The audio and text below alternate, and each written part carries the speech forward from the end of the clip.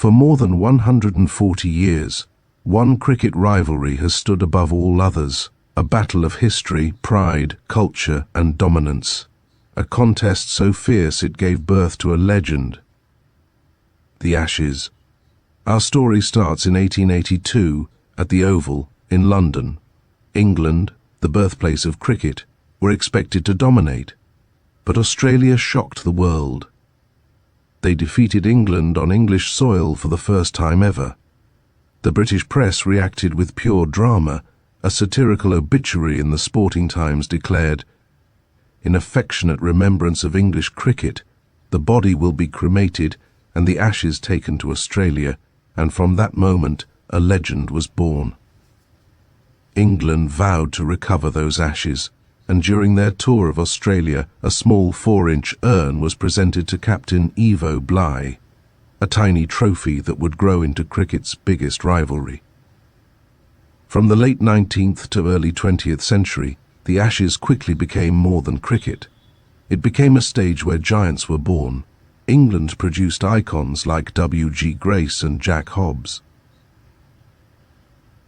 Australia answered with Victor Trumper, Bill Ponsford, and later, the greatest of them all, Sir Donald Bradman. Bradman's dominance reached its peak in 1930, scoring 974 runs in one Ashes series, a record untouched to this day.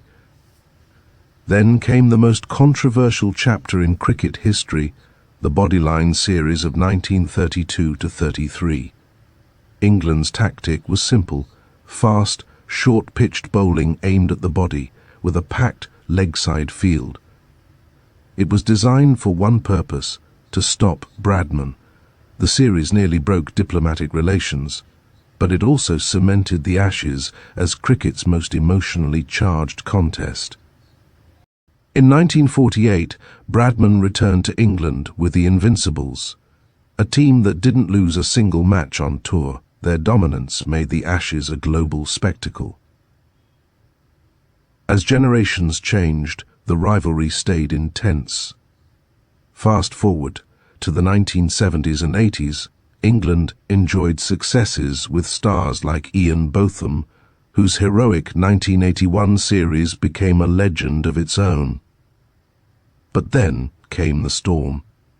From 1989 to 2002, Australia dominated the Ashes like never before. Led by legends Shane Warne, Glenn McGrath, Ricky Ponting, Matthew Hayden, and Justin Langer.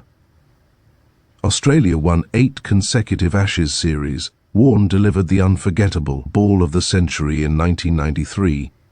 McGrath dismantled batting lineups with surgical precision. It was an era of pure Australian supremacy. Then came 2005. A series so dramatic, many call it the greatest in history. England fought back with fire and heart. Andrew Flintoff became a national hero. Edgbaston turned into a classic. And after 5 tests of pure chaos and brilliance, England won 2-1, reclaiming the Ashes in legendary fashion.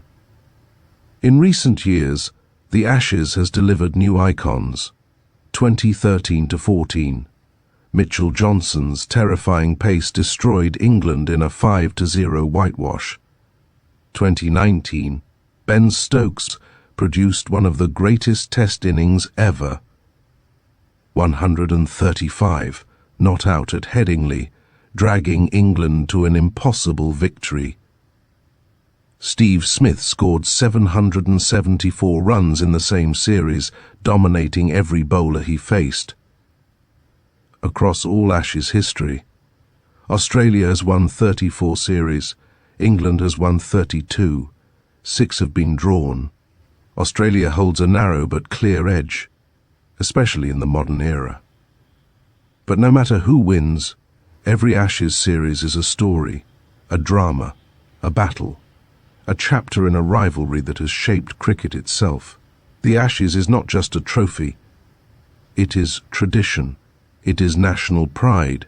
It is the heartbeat of Test cricket. Every 2 years, when the urn is on the line, the cricketing world stops, legends rise, nations unite, and the old rivalry burns anew. For over a century, the Ashes has given us unforgettable moments, iconic heroes, and stories that will live forever. And as long as England and Australia step onto the field, the battle for that tiny urn will continue to ignite the world of cricket. This is the Ashes.